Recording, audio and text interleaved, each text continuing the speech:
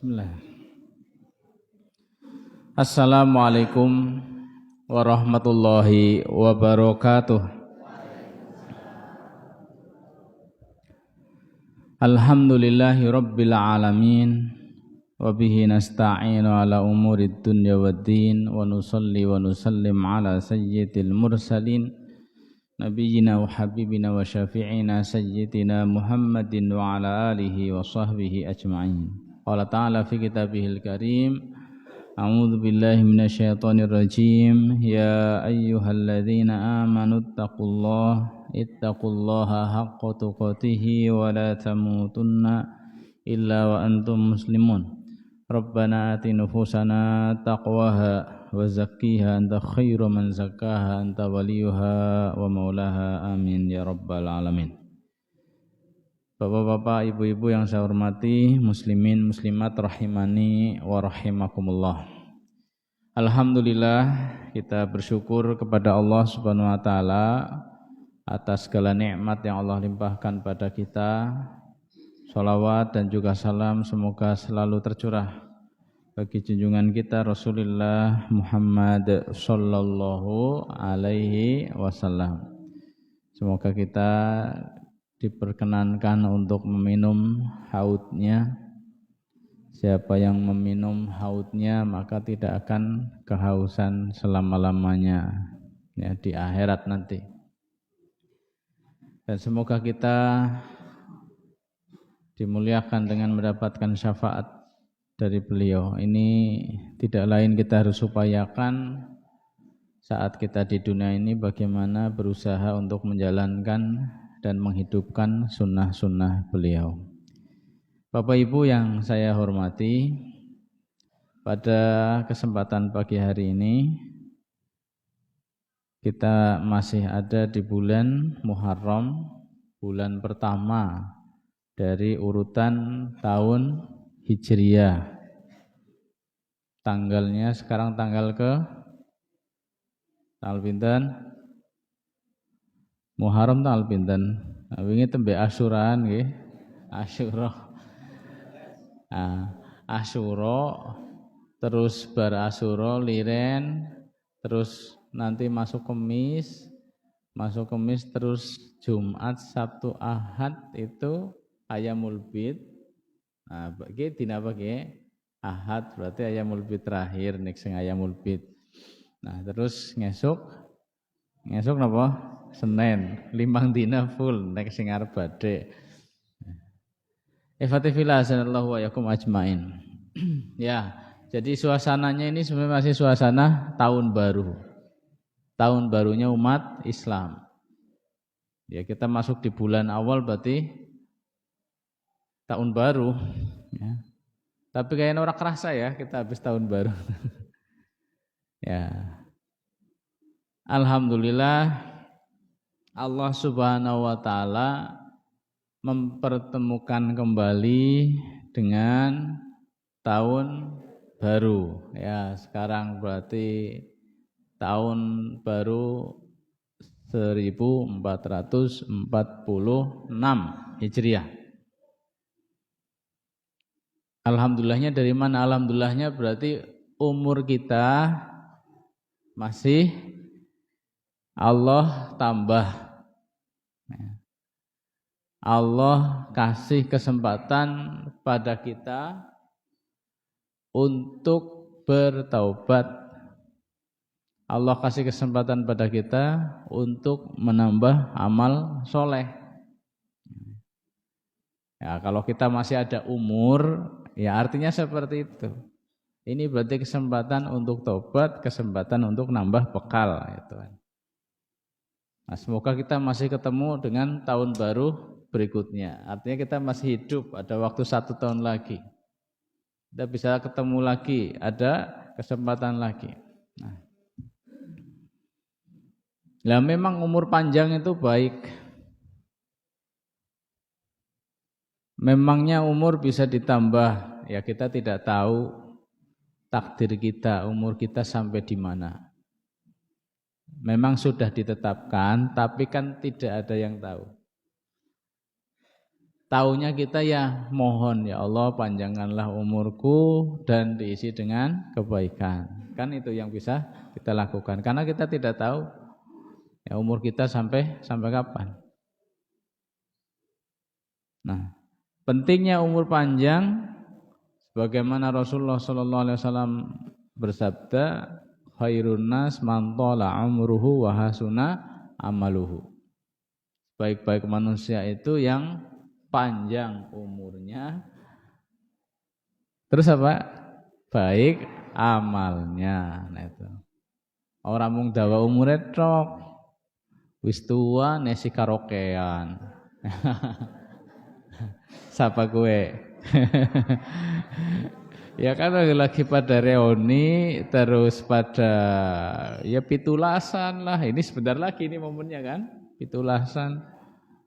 Ini bulan penuh dengan non sewu dalam tanda kutip, ya, iya lomba sana lomba sini, ya joget-joget, pesta-pesta, ya syukur dilampiaskan dengan foya-foya, ya, yang notabene bertentangan dengan syariat. Jadi syukurnya bukan syukur pada Allah atau berarti. Fatifillah azanallahu wa yakum ajma'in. Ini jadi yang dimaksud adalah umur panjang yang diisi dengan kesolehan. Ada seorang syekh umurnya 80-an, tapi masih lari-lari kencang. Masih bisa lari-lari. Kenapa? Ya syekh ini punya prinsip. Kesehatan itu harus dijaga. Ya, menjaga kesehatan bagian daripada menjalankan amanah kita diberi raga. Ya. Kemudian sisi strategisnya orang soleh, orang alim itu kan jarang. Ya. Kalau meninggal umat itu akan sangat kehilangan. Sehingga keberadaan orang soleh ketika umurnya bisa panjang dalam keadaan sehat, dia masih bisa ngajar, masih bisa membimbing umat. Ini kan terus ya membersamai umat luar biasa. Jadi wong-wong sing soleh-soleh gue harusnya juga memperhatikan kesehatan. Ya memang umur tidak ada yang tahu, tapi kalau nggak sehat kan ujungnya sakit. Tidak bisa aktivitas itu. Kalaulah masih hidup, aktivitasnya terbatas, ya maslahat untuk umat juga terbatas. Jamaah dimuliakan oleh Allah Subhanahu wa taala. Ini sisi penting pertama. Sisi penting yang kedua, bahwa setahun saja kita punya selisih umur dengan orang-orang yang sudah mendahului kita, dan setahun itu betul-betul kita maksimalkan untuk beribadah, maka capaiannya itu bisa melebihi orang yang telah mati ya, dengan berlipat-lipat. Kisahnya sangat masyhur, sering saya sampaikan juga. Saya ingatkan kembali, 2 orang masuk Islamnya bareng. Yang A lebih getol ibadahnya, matinya pun mati syahid ya, dalam peperangan fisabilillah. B kalah getol dari A, matinya biasa. Bedanya apa? Saat A mati meninggal ya syahid, B ini masih hidup, setahun kemudian baru meninggal. Jadi beda umur 1 tahun. A lebih getol, matinya mati syahid. B kalah getol dari A, matinya mati biasa. Kelebihannya A punya kesempatan 1 tahun. Umurnya lebih panjang. Siapa yang masuk surga duluan? Siapa yang lebih tinggi derajatnya di surga? A apa B? Ternyata A ya. Kata yang jawab A. Nah, di situ Tolhah bin Ubaidillah mimpi, ya. Dalam mimpinya ketemu dengan keduanya, ada di tempat yang sangat indah, di sebuah taman, ada istana yang sangat megah. Keluar dari istana tersebut sosok ya malaikat itu ya. Ternyata yang dijemput duluan masuk surga adalah B. Ya. Ternyata B yang masuk surga duluan. Ini mimpinya sahabat, bukan kembang tidur. Disampaikan pada teman-temannya, heboh, kok bisa ya? Akhirnya ditanyakan pada Rasulullah Shallallahu Alaihi Wasallam. Ketika ditanyakan pada Rasulullah Shallallahu Alaihi Wasallam, Rasulullah balik bertanya, kenapa kalian heran? Ya iya ya Rasul, kan ini lebih getol Islamnya, matinya mati syahid, mati paling mulia. Terus Rasul kembali bertanya, ya bukankah ketika fulan A ini sudah meninggal, si B masih hidup? Iya. Dia masih sholat, dia masih puasa, dia ketemu bulan Ramadan, dia sedekah, bla bla bla, amalan-amalan ya dia lakukan setiap hari itu.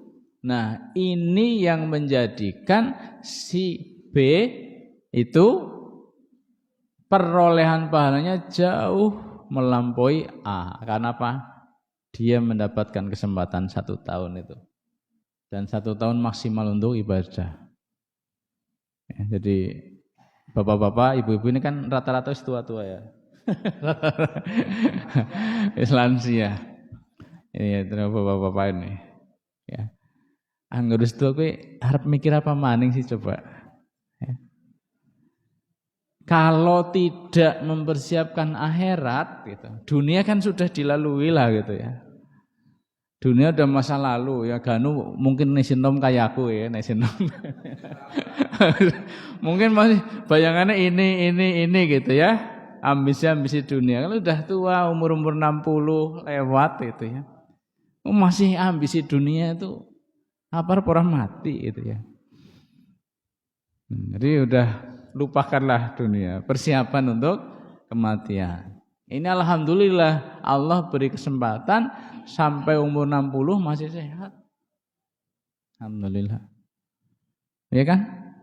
Karena nanti ada orang yang lagi rakus-rakusnya pada dunia diambil oleh Allah Subhanahu wa taala. Ibaratnya semut nggih, ya. Semut kan nek olih panganan orang langsung dipangan ning kono. Digawa maring lenge gitulah. Pas lagi rekasa-rekasa gotong panganan ya.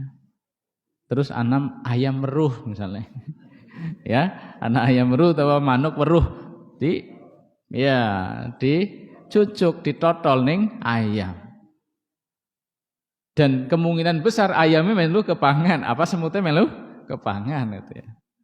Seneng-seneng oleh dunia ya, baru saja dia dapat, belum sempat menikmati sudah dipundhut dulu. Nah, jadi artinya kalau kita masih diberi kesempatan hidup ya, melihat matahari terbit ya, melihat mungkin yang punya anak, punya cucu ya, masih bisa melihat teman-temannya, ini Allah beri kesempatan kepadanya, satu untuk bertobat karena pasti punya masa lalu, punya dosa ya, dosa-dosa masa lalu, dan yang kedua pasti bekalnya masih kurang ya, bekal untuk hidup akhirat masih kurang. Ini kesempatannya. Jamaah yang dimuliakan oleh Allah Subhanahu wa taala. Ya, kemudian yang kedua ya, pertemuan kita dengan bulan-bulan ya, atau kalau sekarang momennya tahun baru Hijriah. Dengan kata-kata hijrah ya, kemudian menjadi Hijriah, tahun Hijriah. Di sana terkandung makna optimisme, makna kebaikan ya. Hijrah itu momen perubahan. Artinya kita berharap dengan tahun baru ini ya, akan menjadi lebih baik daripada tahun sebelumnya. ada optimisme, ya, ada nuansa perubahan. Wislah saya tek dandan awak, ya. Kemarin-kemarin saya masih begini. Tahun ini saya harus lebih baik. Saya tidak boleh begitu lagi. Ini hijrah. Di situ kita ingat bagaimana peristiwa hijratul Rasul sallallahu alaihi wasallam. Rasul berdakwah selama 23 tahun, ya. Kurang lebih 23 tahun itu ada 2 episode, ya. 2 marhalah. Pertama di Makkah, yang kedua di Madinah. Di Makkah usia dakwah Nabi itu lebih panjang, malah 13 tahun di Makkah. Sedangkan di Madinah cuma 10 tahun. 13 tahun di Makkah, kemudian baru hijrah ke Madinah, 10 tahun kemudian beliau meninggal. Nah, ini hijrah. Selama 13 tahun di Mekah, kondisi kaum muslimin seperti apa? Bandingkan dengan 10 tahun di Madinah. Ya memang ini awalan. Ya, kita lihat umat Islam saat di Mekah, ya, tertindas. Ya, kondisinya tertindas, disiksa, serba dibatasi. Sholat berjamaah belum bisa. Jumatan memang belum disyariatkan. Ya jelas belum memungkinkan. Pengajian-pengajian tidak seperti kita sekarang, ya. Mau pengajian di mana bebas. Pengajian sembunyi-sembunyi. Di mana tempatnya? Yang terkenal salah satu tempat pengajian, ya, majelis taklimnya Rasulullah di Mekah adalah di rumahnya Al-Arqam bin Abil Arqam. Makanya disebut Baitul Arqam, ya. Bait itu rumah, Arqam itu ya Arqam, ya. Rumahnya Arqam. Itu Baitul Arqam. Rumahnya di mana? Di pinggir sana. Di Bukit Sofa, ya, Sofa. Jadi terpencil dari komunitas penduduk Mekah. Kenapa? Ya kalau nanti ketahuan bisa dibubarkan, gitu. Kalau ketahuan si fulan nanti jadi target. Oh, si fulan sing melu ngaji. Ya, si fulan sing melu ngaji jadi target. Ya, masih banyak yang menyembunyikan keislamannya biar aman. Ya, sampai-sampai nanti sebagian tidak kuat hijrah ke Habasyah. Abu Bakar pun mau hijrah, itu sudah perjalanan, akhirnya beliau bisa balik lagi. Utsman pun, ya, seorang bangsawan itu ya disiksa. Siapa yang nyiksa? Keluarganya. Ini kondisi di Mekah. Dari tahun pertama kemudian semakin meningkat, puncak-puncaknya dakwah yang paling berat dirasakan oleh Nabi adalah pada tahun ke-10. Tahun ke-10 dari kenabian, dari dakwah, paman beliau meninggal. Istri beliau juga meninggal. Selama ini orang-orang segan untuk mengusik Nabi karena ada pamannya yang sangat terhormat, ada istrinya juga yang sangat dihormati. Qadarullah ini bareng-bareng meninggal, ya. Dalam waktu selang hanya bulan saja, hitungan bulan. Sehingga orang-orang musyrik yang tadinya segan untuk mengganggu Nabi sekarang sudah tidak ada penghalang lagi. Nah, Nabi semakin terjepit, dakwahnya semakin sulit. Nabi keluar dari Mekah menuju ke Taif. Di Taif bukannya disambut, tapi disambit itu, ya. Iya. Beliau datangi satu tokoh, menolak. Datangi lagi tokoh yang lain, menolak. Semuanya menolak. Tidak hanya menolak, Rasul diusir.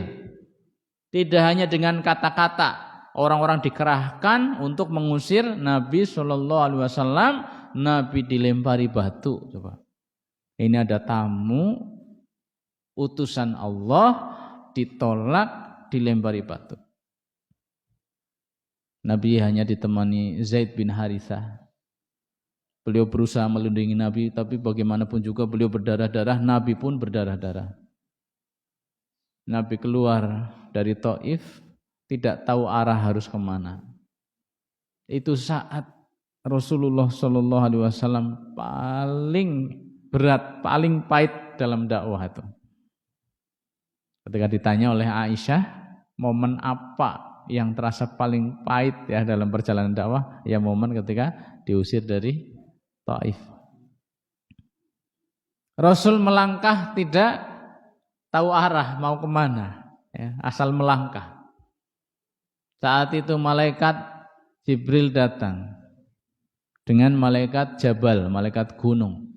Malaikat gunung menawarkan diri untuk mencabut gunung ditimpakan pada penduduk Taif. Rasulullah bagaimana? Ya, setuju atau tidak? Ya, Rasulullah tidak setuju. Jangan. Mereka belum tahu. Jadi Rasulullah SAW berdakwah itu untuk menyelamatkan umat, ya, bukan untuk membantai umat. Ini harus dipahami, dakwah itu tujuannya adalah untuk menyelamatkan, bukan untuk menjustis. Kamu sesat, kamu kafir, kamu neraka. Bukan. Kalaulah belum, ya didoakan. Kalaulah belum, jangan mendendam gitu. Ya, orang gelem melu aku terus dibenci. Tidak. Rasul tetap sayang pada mereka. Bahkan Rasul sedih kenapa tidak mereka itu mengikuti ajakan Nabi, padahal ajakan Nabi untuk kepentingan mereka sendiri, untuk menyelamatkan mereka. Kan kalau dibiarkan begitu neraka. Kalau mengikuti Nabi kan surga. Fala'allaka bakhi'un nafsaka ala atharihim illam yu'minu bihadzal hadithi asafa. Ini jadi Rasul itu memikirkan umat yang tidak mau menerima dakwah sampai membuat beliau itu sakit, sedih, sampai sakit, jatuh sakit yang hampir-hampir bisa membinasakan beliau. Lihat bagaimana besarnya kasih sayang Nabi pada umatnya. Tapi dari titik yang paling pahit itu dalam perjalanan dakwah beliau, alhamdulillah ya, kalau sudah di titik puncak itu kan berarti akan ada perubahan. Dari situ mulai ada perubahan di tahun 10 itu. Ya, dalam perjalanan pulang ke Mekah itu nanti Rasul ditemui oleh bangsa jin. Nah, bangsa jin ini tokoh-tokohnya masuk Islam dan mereka berjanji untuk dakwah ke komunitas mereka.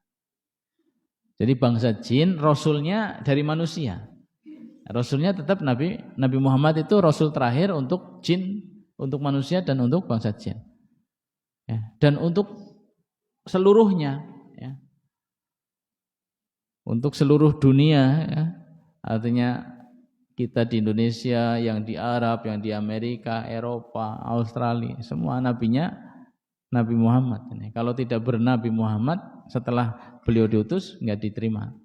Bangsa jin juga demikian. Akhirnya Rasul pun merasa terobati itu kan, ada yang masuk Islam. Rasul bisa masuk kembali ke Mekah. Dan masuk kembali ke Mekah ini berat. Kenapa? Terancam keselamatannya. Beliau bisa masuk karena apa? Ada perlindungan. Ada seorang teman, ya, Jubair bin Mut'im ini yang bisa melindungi beliau. Akhirnya beliau bisa kembali ke rumahnya. Nah, tahun ini konsentrasi dakwah beliau lebih pada orang-orang dari luar Mekah yang datang ke Mekah untuk haji. Haji kan sudah ada sejak peninggalan, kalau di Mekah berarti dari Nabi Ibrahim, ya. Sebelum Nabi Ibrahim juga kemungkinan haji sudah ada, ya. Nah, mereka berhaji dengan syariat-syariat yang sudah berubah itu, ya. Tapi tetap tiap tahun mereka haji. Nah, kenapa Abraha membuat Quraisy, kemudian kenapa Abraha ingin menghancurkan Ka'bah? Kan cemburu itu, ya. Kenapa Ka'bah hanya seperti itu selalu didatangi orang? Dia bikin Quraisy Kulis itu gereja yang sangat megah di Yaman, kok nggak laku juga gitu ya, nggak dikunjungi gitu. Sampai akhirnya mau merobohkan Ka'bah itu. Jadi haji itu sudah ada tiap tahun. Nah, Rasulullah SAW mengambil kesempatan itu untuk mendatangi orang-orang dari luar Mekah, mengenalkan diri sebagai utusan Allah, membacakan ayat. Banyak yang menolak, tapi mulai ada yang menerima. Orang Madinah ada 6 orang menerima. Nanti balik mulai menyebarkan pada tangga teparone. Akhirnya tahun depan datang lebih banyak lagi yang siap masuk Islam. Nanti ada Bayat Aqobah pertama, Bayat Aqobah kedua tahun 13. Ya. Ini benih-benih Islam sudah mulai menyebar ke Madinah. Di Yaman juga sudah mulai ada. Ya Allah. Nah, tahun ke-13 sudah lewat, masuk awal tahun ke-14. Di situ ada kongres orang-orang musyrik, ya, rapat di Darun Nadwah, ya, gedung DPR mereka lah, gitu ya saat ini. Tokoh-tokohnya pada datang, termasuk iblis ikut datang dalam rapat tersebut. Iblis nyamar jadi orang, ya, dan tidak tahu kalau itu adalah iblis, ya. Nyamar jadi orang, ikut dalam rapat tersebut. Hasil rapatnya Pak, hasil rapatnya adalah bagaimana menyelesaikan persoalan Muhammad. Ada yang usul di penjara, ada yang usul diasingkan, ada yang usul dibunuh. Ketika ada yang usul di penjara, iblis bilang, kalau di penjara nanti kapan-kapan bisa lepas loh, hati-hati. Terus ada yang usul diasingkan, iblis juga ngomong, kalau diasingkan nanti di sana dapat pengikut, tiba-tiba datang menyerang kalian bagaimana? Ayo, hati-hati, pikirkan lagi. Terus Abu Jahal punya usulan, bunuh saja. Nanti orang-orang bilang, kalau bunuh, nanti yang bunuh juga dibunuh, siapa yang berani? Terus Abu Jahal punya ide, bunuh rame-rame. Ya, kalau bunuh rame-rame kan nggak bisa kisos, ya, cukup dengan bayar diat. Itu diatnya 100 ekor unta, itu gampang bagi-bagi kita nanti. Ini usulannya siapa? Abu Jahal. Abu Jahal itu nama aslinya Abul Hakam. Abul Hakam itu bapak yang cerdas, gitu ya. Itu Abu Jahal. Kenapa jadi Abu Jahal? Bapak bodoh itu. Nah, itu kan dari Islam ya. Kalau aslinya dia disebut Abul Hakam, memang dia orang cerdas, orang pintar. Yang lain sudah sepuh-sepuh, itu dia sendiri yang muda itu. Yang sudah muda masih paling muda yang diizinkan masuk Darun Nadwah. Itu tandanya dia memang orang luar biasa. Tapi Abu Jahal kecerdasannya bukan untuk kebenaran sayangnya, ya. Ifatifillah azanallahu wa yakum ajmain. Nah, ketika Abu Jahal usul seperti itu, iblis komentarnya apa? Nikmatil ra'yi ya ra'yu rajul. Ar-ra'yu ra'yu rajul. Gitu. Bahwa pendapat orang itu pendapat yang paling bagus. Akhirnya disepakati. Ya, terus dirancang bagaimana cara mengeksekusi. Ketika sudah disepakati, Rasulullah dikasih tahu sama Jibril, kamu mau dibeginikan. Orang musyrik sudah merancang begini. Rasulullah mempersiapkan semuanya, datangnya Abu Bakar, nanti malam kita keluar. Ketika mereka sudah mengerumuni rumah Nabi SAW, menghadang Nabi keluar rumah, biasanya Nabi keluar ya sebelum subuh kan. Nah itu maksudnya sebelum subuh, pas Nabi keluar langsung tebas bareng-bareng atau ditungguin itu. Nabi keluar, mereka tidak lihat. Ali suruh tidur di tempat tidur Nabi, pakai selimutnya Nabi. Rasulullah keluar. Wa ja'alna min baini aydihim saddan wa min khalfihim saddan fa aghshaynahum fahum la yubsirun. Rasul keluar, mereka tidak melihat. Saat ada orang lewat, lihat ada orang berkerumun di rumah Nabi, kalian lagi ngapain? Ya, menunggu Rasulullah keluar, menunggu Muhammad keluar. Tadi sudah ada yang keluar kayaknya. Apa iya? Ditengok ternyata masih tidur. Padahal yang tidur Ali.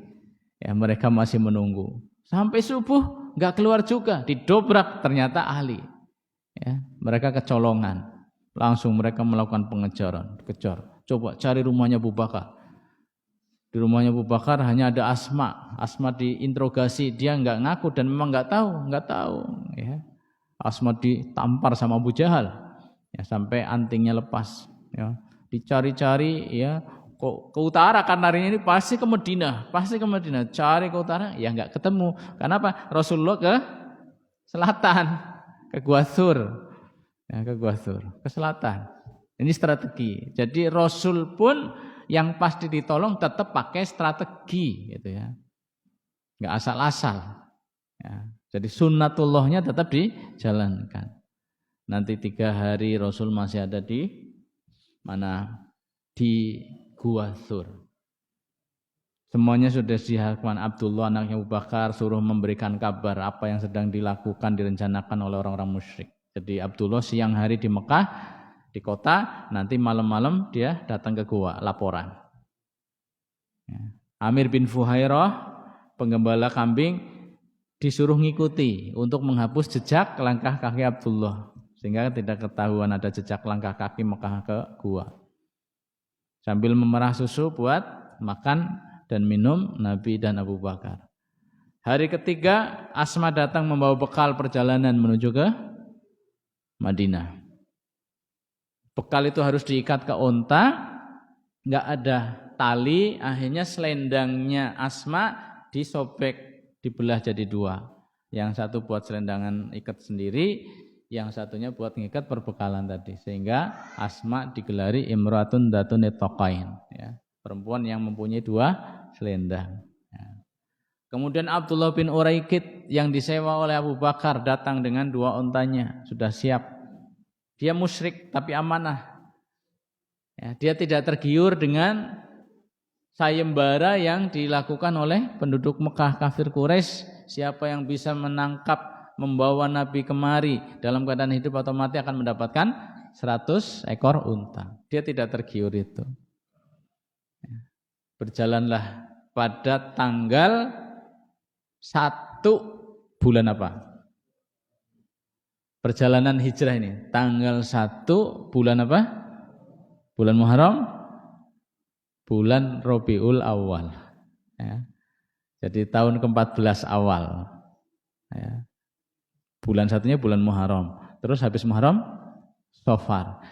Tanggal 27 Safar Rasulullah keluar dari rumah menuju ke Gua Thur itu. Kemudian tanggal 1 Rabiul Awal beliau baru melakukan perjalanan menuju ke Madinah.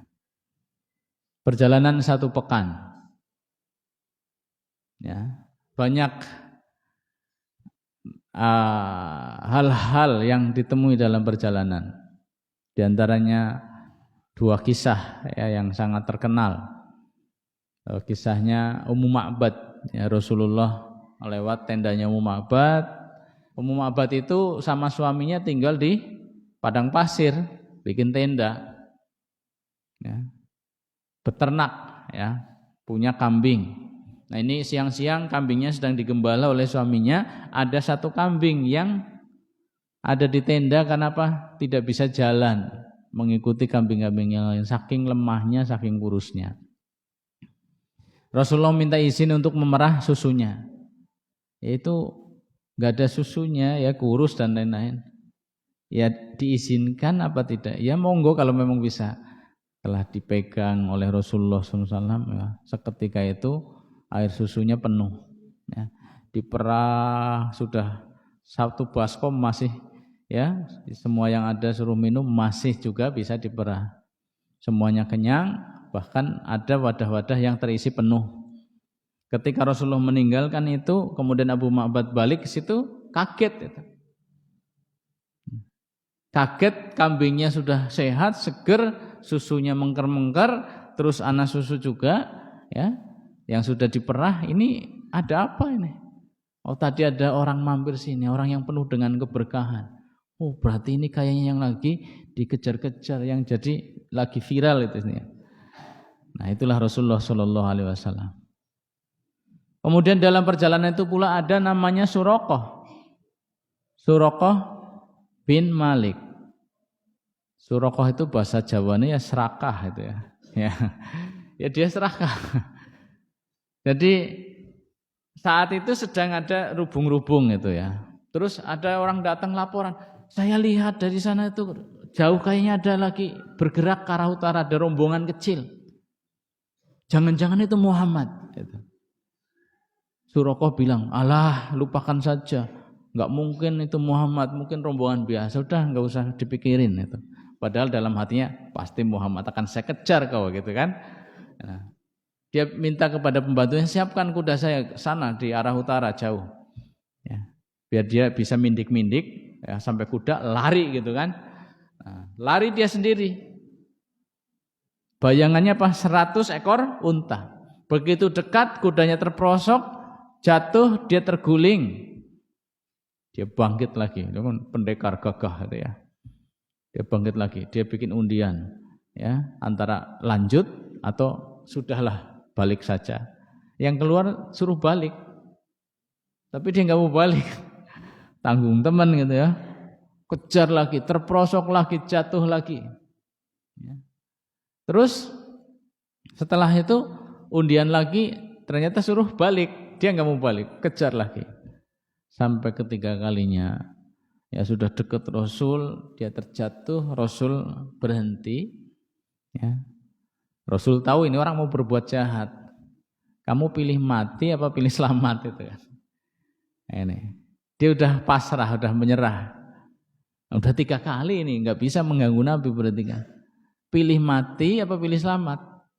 Kira-kira pilih apa? Pilih selamat. Ya. Kalau pilih selamat berarti jangan lanjutkan niatnya. Ya, balik. Tapi nggak cukup balik.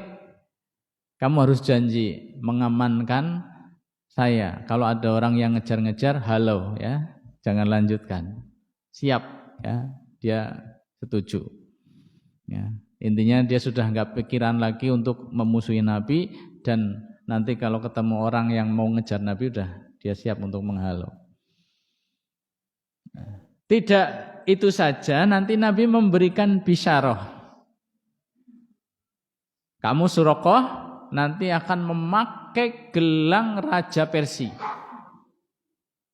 Nah, kok bisa? Bagaimana ceritanya? Gelang raja gitu ya?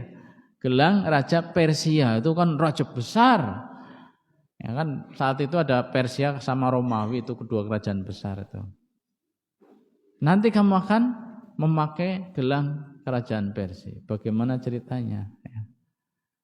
Ini sabda Nabi masih keadaan lemah, dan kalau Nabi bilang pasti akan terjadi, dan itu nanti terjadi di zamannya Umar. Saat umat Islam berhasil mengalahkan Persia, kemudian membawa harta-harta yang sangat banyak, ya. Ghanimah, diantaranya gelang-gelang Persia, kerajaan. Nah nanti Suraqah bin Malik saat itu sudah masuk Islam, ya. Kemudian datang membawa memo dari Nabi SAW bahwa Nabi menjanjikan gelang Persia untuknya. Ini terjadi. Ini namanya mukjizat, kabar yang belum kemudian menjadi kenyataan. Dan seterusnya, jamaah yang dimuliakan oleh Allah Subhanahu wa taala. Sampailah Rasulullah sallallahu alaihi wasallam di Kuba pada hari Senin. Ya, beliau sampai di Kuba setelah perjalanan 1 pekan. Pada hari Senin Rasulullah sampai di Kuba, beliau tinggal di Kuba sampai hari Kamis, Senin, Selasa, Rabu, Kamis. 4 hari Rasulullah di Kuba, Rasulullah sudah bikin masjid. Ini ya, perjalanan hijrah. Masih dalam perjalanan. Itu sudah ada apa? Hasil, ada kemajuan, ada perkembangan. 4 hari Rasulullah singgah di Kuba, Rasulullah membangun masjid. Masjid yang disebut dengan Masjid Kuba. Orang yang ziarah ya, haji ataupun umroh pasti mengunjungi tempat ini, ya pasti. Karena apa?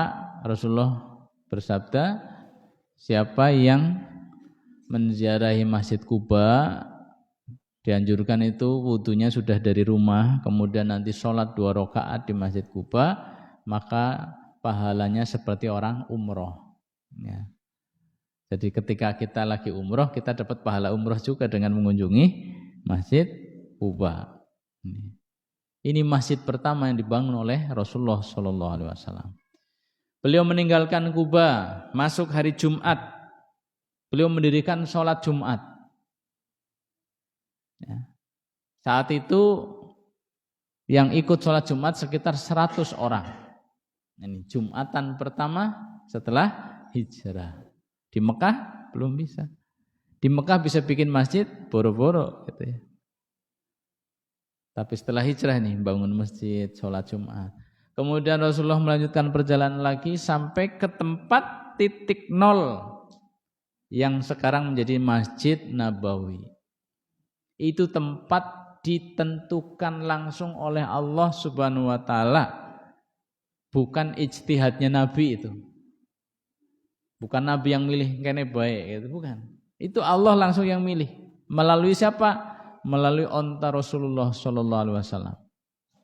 Ya, ketika onta Rasulullah ada yang nyawel mau ngampir kayak gitu ya, Rasulullah bilang dakha, biarkan dia, fa innaha ma'murah. Dia itu lagi disuruh oleh Allah ya. Ontanya jalan, kemudian berhenti, tengok-tengok jalan lagi ya. Kemudian kembali ke tempat yang tadi terus ndoprok ya. Nah, berarti itu tempat yang dipilih oleh Allah Subhanahu wa taala. Rasulullah turun, perbekalannya pun diturunkan. Nanti ada sahabat Abu Ayyub Al-Ansari langsung ngambil perbekalan Rasulullah dibawa ke rumahnya, berharap nanti Rasulullah nginep di rumahnya. Dan itu betul, rumahnya Abu Ayyub itu 2 lantai. 2 lantai jangan dibayangkan dak gitu ya. Lantainya pakai kayu berarti kan. Atau pakai, ya intinya kalau ada pergerakan-pergerakan di atas itu yang di bawah kerasa itu. Rasulullah dipersilahkan di atas karena enggak sopan kalau sahabat yang di atas. Ya. Rasulullah tidak berkenan karena apa, nanti kalau ada orang-orang pengen datang gitu kan angel maring dhuwur. Udah kamu aja di atas. Nah, karena ini tuan rumah di atas, beliau sangat-sangat menjaga jangan sampai kalau melangkah jalan di atas itu yang di bawah kerungu. Jadi jalannya itu sampai jinjit-jinjit kayak gitu. Ini bagaimana sahabat memuliakan Rasul sallallahu alaihi wasallam. Nah, disitulah nanti itu tanah qadarullah milik 2 anak yatim. Dibeli oleh Nabi sallallahu alaihi wasallam. Ya, berarti yang punya wakaf besar ya, tanah untuk Masjid Nabawi siapa? Rasulullah sallallahu alaihi wasallam. Dibangunlah masjid ya, bersama para sahabat, semuanya kompak. Ini hal yang pertama yang dilakukan oleh Nabi sallallahu alaihi wasallam. Jamaah yang dilakukan oleh Allah Subhanahu wa taala. Momen perubahan sudah sangat terlihat dari hijratul Rasul sallallahu alaihi wasallam. Maka ketika Umar pada tahun kelima dari masa pemerintahannya nanti, ada usulan untuk membuat kalender sendiri umat Islam. Sebelumnya tidak punya. Kalender umat Islam itu baru disusun, baru ditetapkan pada zamannya Umar. Sebelum Nabi enggak ada. Makanya Nabi lahir tahun gajah istilahnya, bukan tahun 1, tahun 2 bukan. Tahun gajah. Berdasarkan peristiwa-peristiwa besar. Zaman Nabi juga belum ditetapkan kalender umat Islam itu. Zaman Abu Bakar belum. Zamannya Umar awal-awal juga belum. Tahun kelima ada masalah. Jadi gubernur-gubernur di bawah Umar itu mengalami, diantaranya Abu Musa Al-Asy'ari. Ini kalau ada surat-surat ini tahun kapan ya, surat tahun ini apa tahun kemarinnya lagi gitu ya. Bulannya tercatat tapi tahunnya tidak ada kan, belum ada tahun. Akhirnya Umar rapat, sahabat dimintai pendapat, akhirnya sepakat untuk membuat tahun. yang kemudian disebut dengan tahun Hijriyah. Kenapa tahun Hijriyah? Karena titik nolnya dari peristiwa hijrahnya Nabi Shallallahu Alaihi Wasallam.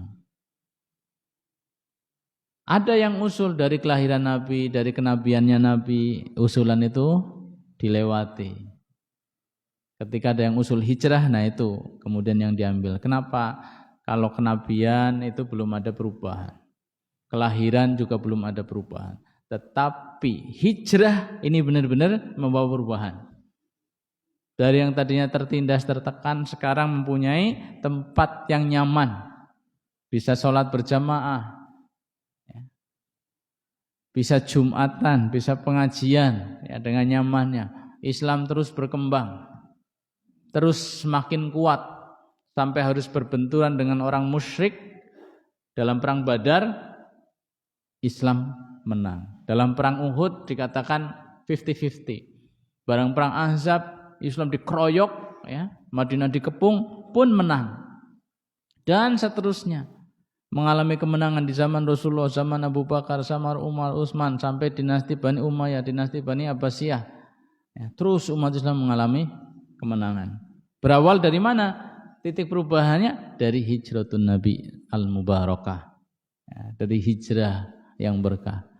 Nah, itu yang diambil menjadi kalender, ya, titik tolaknya adalah hijrahnya Nabi. Berarti dari rapat sampai momen hijrah itu berapa tahun? Rasulullah 10 tahun, Abu Bakar 2 tahun, kemudian Umar sekarang 5 tahun menjabat. Berarti 5 tambah 2 tambah 10, 17 tahun. Ya. Jadi mundur 17 tahun. Penentuan tahun Hijriah itu pada tahun 17 Hijriah. Dihitung satu hijrahnya dari mana? Dari peristiwa hijratun Nabi SAW. Tahun barunya dari mana? Bukan dari hijrahnya. Hijrahnya Nabi itu bulan Rabiul Awal. Tahunnya tetap dari tahun bulan pertama. Bulan pertama itu dari dulu ya Muharram gitu ya.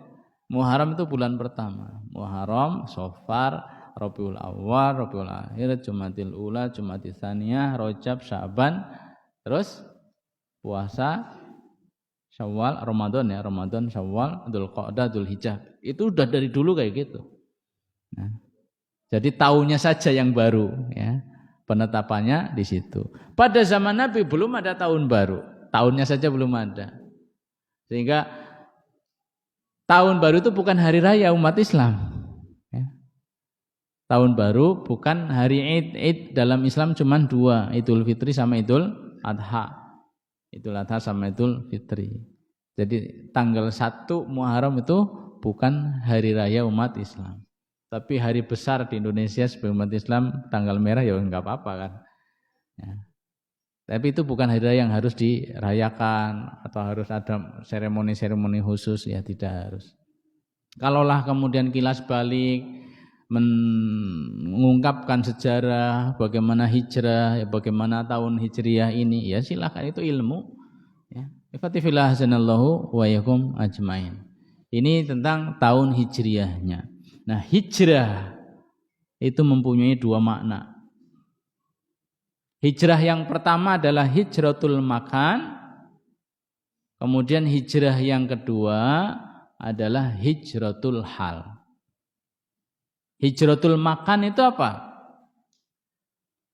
Makan itu tempat ya, bukan makan ini. Makan itu tempat ya. Meninggalkan tempat. Rasulullah meninggalkan tempat, meninggalkan Mekah menuju ke Madinah. Ini hijratul makan. Saat itu hijrah wajib hukumnya. Orang-orang yang di Mekah wajib keluar dari Mekah. Siapa yang muslim, dia ada di Mekah, wajib keluar dari Mekah. Hijrah. Kenapa? Di Mekah tidak memungkinkan untuk menjalankan syariat. Nih. Tetapi nanti ketika Mekah sudah menjadi negara Islam, artinya ditaklukkan, Fathu Mekah tahun ke-8 ya, tahun ke-8 Hijriah itu nanti kan penaklukan kota Mekah. Maka tidak lagi orang Mekah diwajibkan, muslim yang ada di Mekah diwajibkan ke Madinah, ya tidak lagi. Karena apa? Mekah sendiri sudah futuh, sudah menjadi negeri muslim. Sehingga ada Rasulullah bersabda, la hijrata ba'dal fathi walakinnahu jihadun wa niyah. Ya. Tidak ada lagi hijrah setelah Fathu Mekah. Maksudnya tidak ada lagi hijrah setelah waktu Mekah, hijrah dari Mekah ke Madinah sudah enggak perlu. Karena di Mekah sudah menjadi negeri muslim. Tapi hijrah dari tempat yang tidak bisa menjalankan syariat kepada tempat yang bisa menjalankan syariat itu akan terus berlaku. Sampai kapan? Sampai matahari terbit dari barat. Ya. Rasulullah SAW bersabda, la tangqati'ul hijratu hatta tangqati'at taubah. Syariat hijrah tidak putus sampai putusnya taubat. Wala tangqati'ut taubatu hatta tatlu asyamsu min maghribiha. Dan pintu taubat belum tertutup sampai matahari terbit dari barat. Ya, jadi sampai matahari terbit dari barat ya kita masih ada kesempatan untuk taubat. Maka sampai saat itu pula syariat hijrah tetap berlaku. Kalau ada orang di suatu tempat tidak bisa sholat, tidak bisa berjamaah, tidak bisa jumatan, yang perempuan tidak bisa pakai jilbab ya. Karena larangan-larangan di satu tempat itu, maka dia wajib pindah dari tempat itu menuju ke negeri yang bisa dia menjalankan syariat Islam. Nah ini hijrah, ya, masih berlaku sampai hari kiamat tadi, ya, atau sampai matahari terbit dari barat. Ini namanya hijratul makan, pindah tempat, dan ini merupakan amalan yang sangat utama. Ya. Yang boleh tidak melakukan kalau memang udzur, tidak mampu, perempuan lemah, tidak tahu jalan ya. Mau perjalanan kemana bingung. Nah, itu udzur namanya. Yang kedua adalah hijratul hal. Hijratul hal artinya pindah keadaan. Dari keadaan maksiat kepada taat. Ini namanya hijratul hal. Yang tadinya musyrik ya, masih suka kedukun, masih percaya klinik ya, memelihara macam-macam ya, jimat misalnya. Kemudian dia tinggalkan semua itu. Ya. Kemudian memurnikan tauhidnya. Ini namanya dia hijrah dari kesyirikan pada tauhid. Yang tadinya maksiat, mungkin masih suka judi, dia tinggalkan. Ya. Nah, ini momen-momen kebaikan, semangat perubahan. Ketika kita mendapatkan momen-momen ya semangat perubahan ini, semoga bisa betul-betul menginspirasi. Pokoknya saya harus berubah, saya enggak boleh begini terus. Ya kemaksiatan apa kan banyak yang tahu masing-masing diri kita. Alhamdulillah saya sudah bisa lepas dari ini. Ya. Tapi saya masih susah ini. Mudah-mudahan tahun ini saya sudah bisa melepaskannya. Ini hijrah. Hijratul hal. Ya. Al-muslimu man salimal muslimu min yadihi walisanihi wal muhajiru man hajara manahallahu anhu. Muslim itu adalah orang yang muslim lain selamat dari lisan dan tangannya. Wal muhajir, kemudian muhajir orang yang hijrah itu seperti apa hakikatnya? Orang yang meninggalkan apa-apa yang dilarang oleh Allah Subhanahu wa taala. Nah, kita di sini kan bisa menjalankan syariat dengan nyaman. Pengajian, Jumatan, ya taklim ini kan nyaman. Kita tidak perlu hijrah kemana, ya.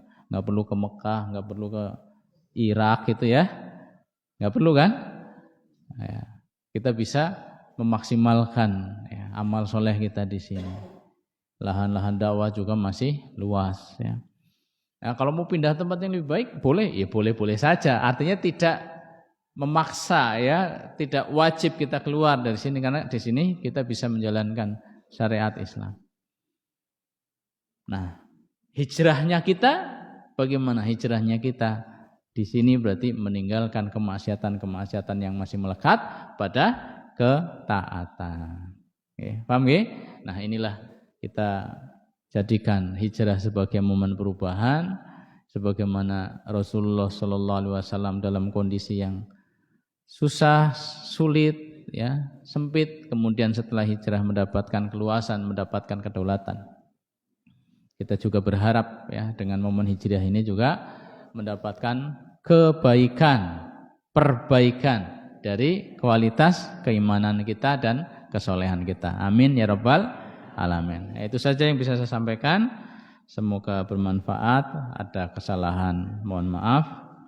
Aku qouli hadza, astaghfirullah li wa lakum wa lisairil muslimina wal muslimat. Alhamdulillahirabbil alamin, hamdan syakirin, hamdan naimin, hamdan yuwafi ni'amahu wa yukafi mazidah. Ya rabbana lakal hamdu kama yanbaghi li jalali wajhika wa 'azimi sultanik. Allahumma shalli wa sallim wa barik ala nabiyyina Muhammadin wa ala alihi wa sahbihi ajma'in. Allahumma ighfir lil mu'minina wal mu'minat wal muslimina wal muslimat al ahya'i minhum wal amwat innaka sami'un qaribun mujibud da'wat ya qadiyal hajat. Rabbana zalamna anfusana wa illam taghfir lana wa tarhamna lanakunanna minal khasirin. Rabbana ighfir lana wa li ikhwanina alladhina sabaquna bil iman wa la taj'al fi qulubina ghillan lil ladzina amanu rabbana innaka ra'ufur rahim. Rabbana ighfir lana wa liwalidina warhamhum kama rabbawna shighara. Rabbana hab lana min azwajina wa dhurriyyatina qurrata a'yun waj'alna lil muttaqina imama. Allahumma arinal haqqa haqqa warzuqna ittiba'ah wa arinal batila batila warzuqna ijtinabah. Allahumma a'izzal islam wal muslimin wa adhillash syirka wal musyrikin wa dammir a'da'aka a'da'ad-din innaka ala kulli syai'in qadir. Allahumma ansur ikhwanana al muslimin al mustata'afina wal mujahidina fi Filastin.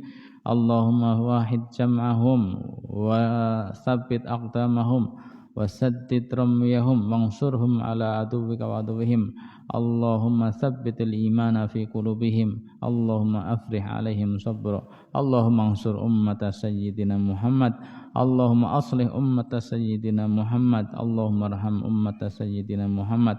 Allahumma inna nas'alukal huda wat tuqa wal afafa wal ghina. Allahumma inna nas'aluka ilman nafi'a wa rizqan thayyiba wa amalan mutaqabbala. Allahumma taqabbal minna innaka antas sami'ul alim wa tub alaina innaka antat tawwabur rahim. Rabbana atina fid dunya hasanah wa fil akhirati hasanah wa qina adzabannar. Subhana rabbika rabbil izzati amma yasifun wa salamun alal mursalin wa salawatullah wa salamuhu ala nabiyyina Muhammadin wa ala alihi wa sahbihi ajmain. Subhanakallahumma bihamdika asyhadu an la ilaha illa anta astaghfiruka wa atubu ilaik. Ada kesalahan mohon maaf, semoga bermanfaat. Wassalamualaikum warahmatullahi wabarakatuh.